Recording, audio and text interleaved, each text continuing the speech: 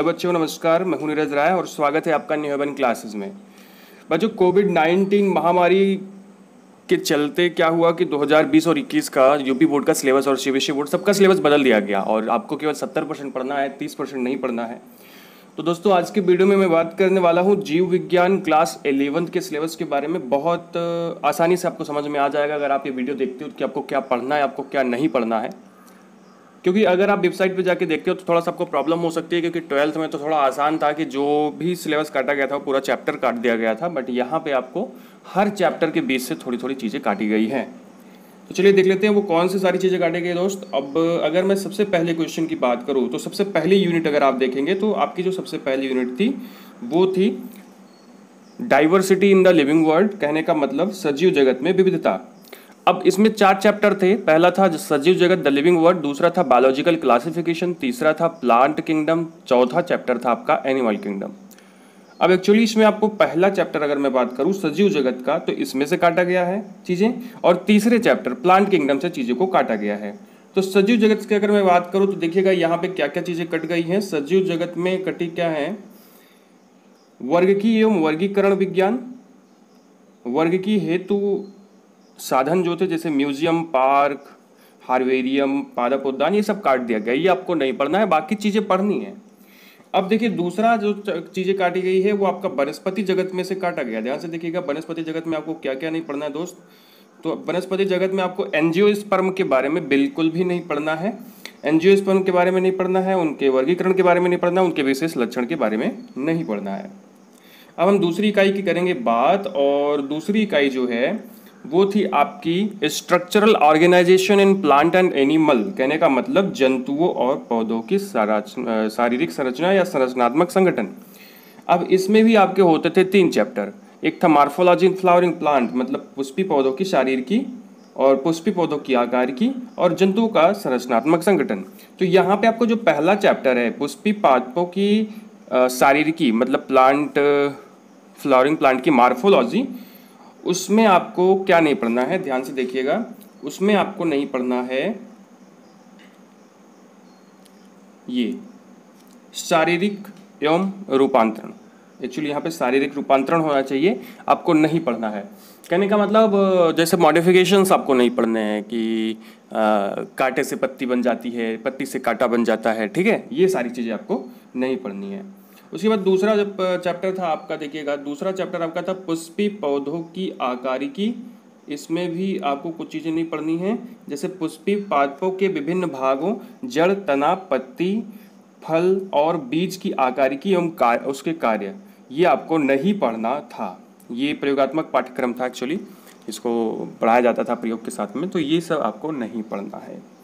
तो नेक्स्ट देखिएगा दोस्त, अगला जो तीसरा चैप्टर है इसमें वो है जंतु जगत या जंतुओं की संरचनात्मक संगठन।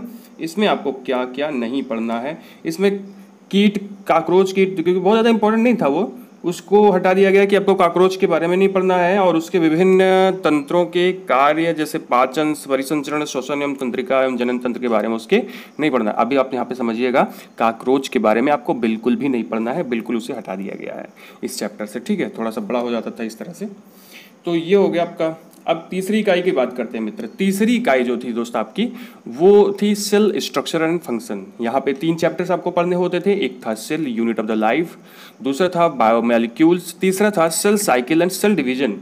तो यहाँ पे आपको क्या नहीं पढ़ना है, आपको कोशिका जीवन की इकाई मतलब cell the unit of life, यहाँ से देखिएगा आपको केंद्रक कला, क्रोमेटिन और केंद्रिक के बारे में नहीं पढ़ना है। मतलब आपको न्यूक्लियर मेम्ब्रेन के बारे में नहीं पढ़ना, क्रोमेटिन के बारे में नहीं पढ़ना, न्यूक्लियोलस के बारे में नहीं पढ़ना है। बाकी सारी चीज़ें पढ़नी है। देखो क्या हटाया गया, कुछ भी नहीं हटाया। बायोमॉलिक्यूल्स आपको पूरा पढ़ना है यहाँ पे, और सेल साइकिल और सेल डिवीजन के बारे में पूरा पढ़ना पड़ेगा। अब हम बात कर लेते हैं सब थोड़े से बड़े चैप्टर्स की। जो चौथी यूनिट आपकी है वो प्लांट फिजियोलॉजी है दोस्त, और क्योंकि प्लांट फिजियोलॉजी जो है उसके बारे में आपको थोड़ा सा जानना ज़रूरी है। अब प्लांट फिजियोलॉजी में आपके होते थे 5 चैप्टर्स, ठीक है, 5। तो 5 चैप्टर्स में आपको क्या करना था, सारी चीज़ें पढ़नी थी, जैसे transport in plants, mineral nutrition, photosynthesis in higher plant, respiration in plants, plant growth and development. But यहाँ पे थोड़ा सा चेंज किया गया सर। आपको पहले चैप्टर में पौधों में परिवहन, ट्रांसपोर्ट इन प्लांट, ये बिल्कुल से मुझे लगता है निकाल ही दिया गया। इसमें शायद कुछ भी नहीं पढ़ना, कुछ भी बचा ही नहीं, क्योंकि जल पोषक पदार्थों का संगठन देखिएगा यहाँ पे, ये आपको सारी चीज़ें निकाल दी गई हैं लगभग। ठीक, ये वाला चैप्टर। तो इसमें देखिएगा जल नहीं पढ़ना आपको, पोषक पदार्थ नहीं पढ़ने हैं, उन गैसों का संवहन कैसे होता है, जल का संवहन कैसे होता है, कोशिकीय परिवहन क्या होता है, विसरण, सहज विसरण, सक्रिय परिवहन, मतलब ये समझ लीजिए इसको पूरे का पूरा निकाल दिया गया है। ट्रांसपोर्ट इन प्लांट ये आपको नहीं पढ़ना है। दूसरा आपका खनिज, मिनरल न्यूट्रिशन, मिनरल न्यूट्रिशन भी आपको नहीं पढ़ना है, ये बात याद रखिएगा, मिनरल न्यूट्रिशन नहीं पढ़ना है। और पादप वृद्धि के बारे में आपको ज़्यादा नहीं पढ़ना है। अभी मैं बात करूंगा कि क्या क्या चीज़ें इन चैप्टर्स में पढ़नी है। ठीक, लास्ट में चीज़ों को बता दूंगा तो समझ में आ जाएगा आसानी से। अब हम बात करते हैं मानव कार्यकी की, जिसमें लगभग 7 चैप्टर्स होते हैं और 7 चैप्टर्स आपके लिए इम्पोर्टेंट तो थे, बट यहाँ पे क्योंकि भाई बीमारी फैल गई तो आपको 7 में से 3 चैप्टर्स केवल नहीं पढ़ने हैं। कौन कौन सा नहीं पढ़ना? पहला चैप्टर नहीं पढ़ना है, 5वां चैप्टर नहीं पढ़ना है और 6ठा चैप्टर नहीं पढ़ना। लेकिन यहाँ पे भी ध्यान दीजिएगा, इसमें कुछ चीज़ें बाहर निकाली गई। मुझे ऐसा लगा कि पाचन तंत्र में इन्होंने सब कुछ निकाल दिया। डाइजेस्टिव सिस्टम में देखिएगा आप, इसमें सब कुछ खत्म कर दिया, आपको कुछ भी नहीं पढ़ना। डाइजेस्टिव सिस्टम उतना इंपॉर्टेंट बोले कि नहीं है, चलो रहने दो, इसको मत पढ़ो, इसके बारे में बिल्कुल नहीं पढ़ना है। और उसके बाद गमन एवं संचलन, मतलब लोकोमोशन एंड मूवमेंट, यहाँ पे आपको कुछ चीज़ें पढ़नी है, कुछ चीज़ें नहीं पढ़नी। यहाँ पे आपको मसल्स को छोड़ करके किसी चीज़ के बारे में नहीं पढ़ना। इसमें रेखित मसल्स और वो कैसे काम करती है, संकुचन कैसे होता है उसका, उसको छोड़ करके बाकी आपको कुछ भी नहीं पढ़ना। और देखिए यहाँ पे गति के प्रकार आपको नहीं पढ़ना है। ठीक है, कंकाल तंत्र के विकार के बारे में नहीं पढ़ना है, संदेह पेशियों के बारे में नहीं पढ़ना है, कंकाल तंत्र के बारे में नहीं पढ़ना, पेशीय तंत्र के बारे में नहीं पढ़ना है। और ये तो आपको पढ़ना नहीं है, लेकिन पढ़ना क्या है, रेखित पेशियों के बारे में इसमें बचा होगा, उसके बारे में आपको पढ़ना है। ठीक है, और फिर हम बात कर लेते हैं तंत्रिका नियंत्रण एवं समन्वय में आपको क्या नहीं पढ़ना। ये चीज़ देखिएगा यहाँ पे लिखी गई है, आपको क्या करना है कि तंत्रिका नियंत्रण एवं समन्वय में आपको जो परसेप्शन होता है संवेदी अंगों का, जैसे आँख है, कान है, ठीक है, इनकी जो संरचना और कार्य था, जो आपकी ज्ञानेंद्रियाँ थी, उनकी संरचना और कार्य आपको नहीं पढ़ना है, बाकी सारी चीज़ें पढ़नी है। ठीक है, अब ये इतना चीज़ें तो आपको नहीं पढ़नी थी। ठीक, अब देख लेते हैं जल्दी जल्दी क्या पढ़ना है आपको, क्या जो भी चीज़ें हैं। ठीक है, देखो पहले देख लीजिए, सारा क्वेश्चन इस तरह से आता है, बाकी आगे बढ़ते हैं। देखिए सजीव जगत में आपको क्या क्या पढ़ना है, जल्दी से देख लीजिएगा। तो दोस्त सजीव जगत में आपको यहाँ पे पढ़ना पड़ेगा, सजीव जगत में आपको ये सारी चीज़ें पढ़नी पड़ेंगी। यहाँ पे पढ़ लीजिए क्या क्या लिखा है। सजीव जगत, सजीव क्या है, जैव विविधता क्या है, वर्गीकरण की आवश्यकता क्या होती है, जीवन के डोमेन क्या होते हैं, जातियों की संकल्पना एवं वर्गीकीय क्रमबद्धता, दिनांकरण पद्धति के बारे में पढ़ना है। जीव जगत के वर्गीकरण, ये दूसरा चैप्टर आपको पढ़ना है पूरी तरह से। ठीक है, दूसरा चैप्टर आपको पढ़ना है पूरी तरह से। फिर आते हैं वनस्पति जगत में, तो वनस्पति जगत में पौधों के समूह के बारे में, जैसे एल्गी, ब्रायोफाइटा, टेरिडोफाइटा, जिम्नोस्पर्म के बारे में आपको पढ़ना है। जंतु जगत की बात करें तो पूरा का पूरा जंतु जगत लगभग यहाँ पे आपको पढ़ना पड़ेगा। ठीक है, जंतुओं के प्रमुख लक्षण, वर्गीकरण, नॉन कार्डेटा संघ एवं कार्डेटा वर्ग तक के, मतलब जितने भी जीव हैं इनके बारे में आपको पढ़ना है। उसके बाद इकाई 2 की बात करें तो यहाँ पे पुष्पी पौधों में आकारिकी में आपको क्या पढ़ना है, पुष्प क्रम के बारे में, पुष्प एवं फैमिली का वर्णन, सोलेनेसी अथवा लिलिएसी के बारे में पढ़ना है। उसके बाद जंतु जगत में आपको जंतु की संरचनात्मक संगठन में आपको जंतु ऊतक के बारे में पढ़ना है केवल। ठीक है, जंतु ऊतक के बारे में पढ़ना है। प्लांट ऊतक के बारे में आपको नहीं पढ़ना है, लेकिन वहाँ पे लिखा नहीं गया यार कि हटा दिया गया है, लेकिन फिर भी आपको केवल जंतु जगत के बारे में, मतलब जंतु ऊतक के बारे में पढ़ना पड़ेगा।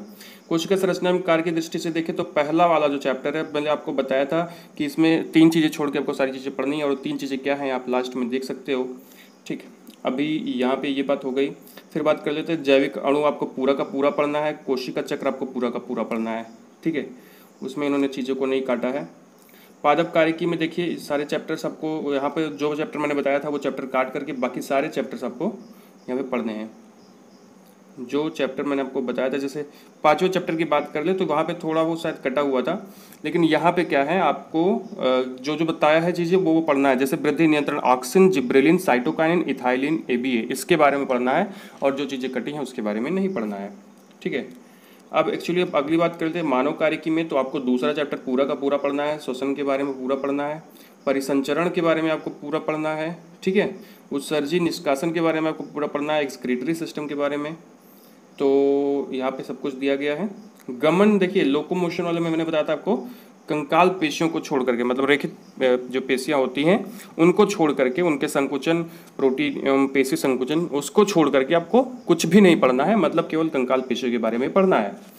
उसके बाद अगले चैप्टर की बात करूँ तो यहाँ पे तंत्रिकीय नियंत्रण एवं समन्वयन की बात करूँ तो यहाँ पे आपको तंत्रिका, कोशिका एवं तंत्रिकाओं के बारे में पढ़ना है। मानव का तंत्रिका तंत्र, केंद्रीय तंत्रिका तंत्र, परिधीय तंत्रिका तंत्र, विसरल तंत्रिका तंत्र, तंत्रिकीय प्रेरणाओं का उत्पादन एवं संवहन, प्रतिवर्ती क्रिया के बारे में पढ़ना था। अब अगर मैं बात कर लूँ जो रासायनिक समन्वयन एवं नियंत्रण आखिरी चैप्टर आपका है, उसमें आपको क्या पढ़ना है दोस्त, तो यहाँ पे आपको पूरा का पूरा चैप्टर पढ़ना है। यहाँ पे बिल्कुल भी चीज़ें काटी नहीं गई हैं। तो ये सारी चीज़ें थी जो मैंने आपको बताया कि आपको क्या पढ़ना है क्या नहीं पढ़ना है, जो कि ये सिलेबस जो कि मैंने बताया ये जो केवल 2020-21 के लिए है, इस सेशन के लिए है, इसलिए इसके आगे वाले अभी जो और बच्चे हैं वो कभी ना देखें, क्योंकि तब आपको पूरा सिलेबस पढ़ाया जाएगा। तो ये था 70% सिलेबस दोस्तों जो आपको पढ़ने वाले हैं आप, और हमारे चैनल के साथ जुड़े रहिए, आपको सारे जो है वीडियोज़ मिलते रहेंगे। अगर आप थोड़ा सा अच्छे से पढ़ाई करें तो ये आपके लिए बहुत अच्छा होगा। और थैंक यू। अगर आपको वीडियो अच्छा लगा हो तो चैनल को सब्सक्राइब कीजिएगा, वीडियो को लाइक कीजिएगा और शेयर कीजिएगा हमारे चैनल को और वीडियो को अपने दोस्तों के साथ। Thank you.